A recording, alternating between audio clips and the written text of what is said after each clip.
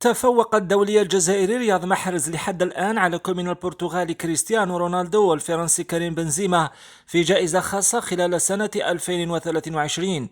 ويتنافس محرز مع رونالدو وبنزيما إلى جانب كل من السعودي سالم الدوسري والحارس المصري محمد الشناوي على جائزة أفضل لاعب في الشرق الأوسط ضمن جوائز جلوب سوكر. وبعد 5 أيام فقط عن إعلان حساب جلوب سوكر عن القائمة النهائية للمرشحين، نجح محرز في تحقيق ريمونتادا بفضل تصويت الجماهير وأزاح رونالدو من صدارة الترشيحات.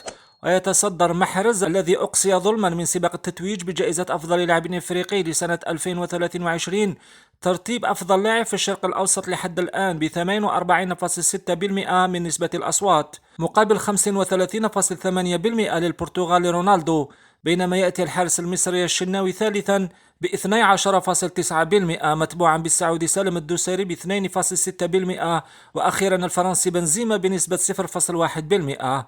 وما على الجماهير العربية وخاصة الجزائرية سوى مواصلة التصويت على فخر العرب رياض محرز للبقاء في الريادة وتحقيق الجائزة التي ستكون أحسن رد على الاتحاد الإفريقي لكرة القدم وأتباعه. كيف لا، والتصويت هذه المرة حقيقي ومن العارفين بكرة القدم وبإنجازات رياض محرز على المستوى العربي والعالمي، بدل تصويت الكولس الذي حدث في جوائز الكاف المهزلة. ستجدون رابط التصويت في أول تعليق لمواصلة دعم نجم مانشستر سيتي سابقا رياض محرز. للإشارة فإن حفل توزيع حفل جوائز جلوب سوكر مبرمج يوم 19 جانفي 2024.